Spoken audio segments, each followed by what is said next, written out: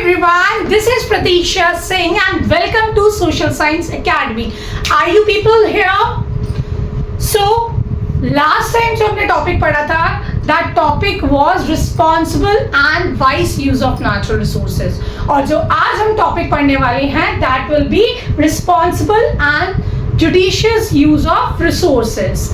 So, let's start the video. So as you know, responsible या responsibility का मतलब क्या होता है? Responsibility means जिम्मेदारी. So जिम्मेदार and justifiably resources का use करना, right? इस statement का means यही है. और वो हम कैसे कर सकते हैं? As you know, हमारे पास जो non renewable resources हैं, वो एक limited quantity में है. Yes, limited quantity में है.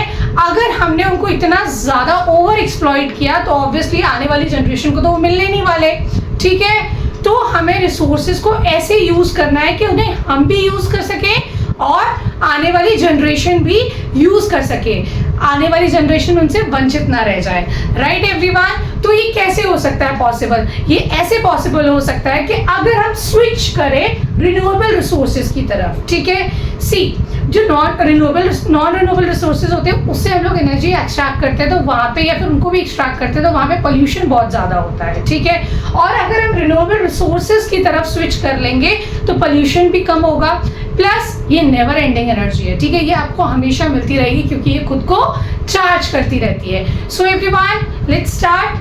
आज स्विच टू रिन्यूएबल रिसोर्सेज में क्या है, इसका एक एग्जांपल लेते हैं जिसमें इंडिया ने बहुत अच्छी लीडरशिप निभाई है. इंडिया एंड फ्रांस ने एक अलायंस लॉन्च किया पूरे देश के लिए, इंटरनेशनल अलायंस लॉन्च किया, that is the international alliance for solar energy.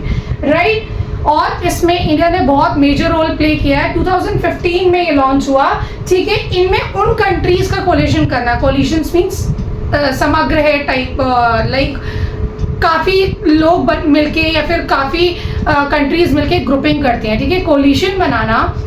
ठीक है, और उनका मेन फोकस क्या है कि जिन कंट्रीज में ज़्यादा से ज़्यादा सनलाइट आती है, ठीक है, और हो सकता है वो कंट्रीज कुछ ऐसी भी होंगी जो गरीब होंगी, तो इंडिया उनको फाइनेंशियल सपोर्ट प्रोवाइड करता है और टेक्निकल सपोर्ट भी प्रोवाइड करता है, जिससे कि वो अपनी सोलर एनर्जी को ज़्यादा से ज़्यादा एक्सट्रैक्ट कर सकें.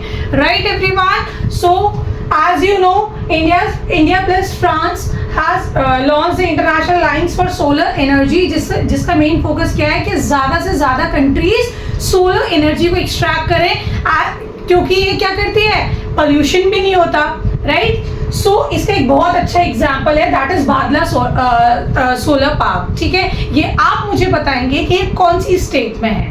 ठीक है, ये हमारे इंडिया के एम्बिशंस दिखाता है कि हाँ हमारा इंडिया स्विच कर रहा है. राइट, और वो सस्टेनेबिलिटी पे फोकस कर रहा है, इन ह्यूमन नहीं हो रहा. ठीक है, जिससे कि हमें भी रिसोर्सेज यूज करने के लिए मिले और आने वाली जनरेशन को भी यूज करने के लिए मिले. राइट, समझ में आया? अब आपको पता है कि जो हवा पानी हो सकता है हमें फ्रेश मिल रहा हो, कुछ लोग ऐसे भी होंगे जिनके आसपास पानी भी अवेलेबल नहीं होगा या फ्रेश एयर भी अवेलेबल नहीं होगी. ठीक है, एज यू नो, आपको पता है कि जो रिसोर्सेज का डिस्ट्रीब्यूशन है वो इक्वल तो है नहीं, वो अनइक्वल डिस्ट्रीब्यूशन है रिसोर्सेज का. कहीं पानी अवेलेबल है, कहीं फ्रेश वाटर अवेलेबल नहीं है. बहुत सारी हमारी इंडिया में भी ऐसी सिटीज़ हैं जहाँ पे वाटर की बहुत ज़्यादा स्कैर्सिटी है, वाटर अवेलेबल ही नहीं है, तो वो पानी की किल्लत से गुजरती हैं. कहीं कहीं बहुत सारी ऐसी जगह इंडस्ट्रीज़ वगैरह हैं, फैक्ट्रीज वगैरह हैं बहुत लोगों के घर के आसपास, कि वो चाह के भी अपने आप को प्रॉब्लम से प्रोटेक्ट नहीं कर पाते, क्योंकि इंडस्ट्रीज जो होती हैं वो बहुत ज़्यादा पोल्यूशन करती हैं. राइट, एनवायरनमेंट में. अब वो एनवायरनमेंट में पोल्यूशन करेगी तो आप कितना भी, आपका घर आसपास होगा, आप कितना भी बचने की कोशिश कर लो, फिर भी आप किसी ना किसी हेल्थ प्रॉब्लम में या फिर घेरे में आ ही जाओगे. सो आई होप यू अंडरस्टैंड. यहाँ पे हमारी भागवत गीता का भी एक एक्सट्रैक्ट है, आपकी बुक एनसीईआरटी में ही दे रखा है, दैट इज लोक संग्रह. मीन्स समाज कल्याण की तरफ, सोशल वेलफेयर की तरह सोचो, लाइक सोशल वेलफेयर करो, मतलब सिर्फ अपने लिए नहीं, अपना सेल्फिशनेस हटा के दूसरे लोगों के बारे में भी सोचो. राइट, सबको लेके चलो साथ में.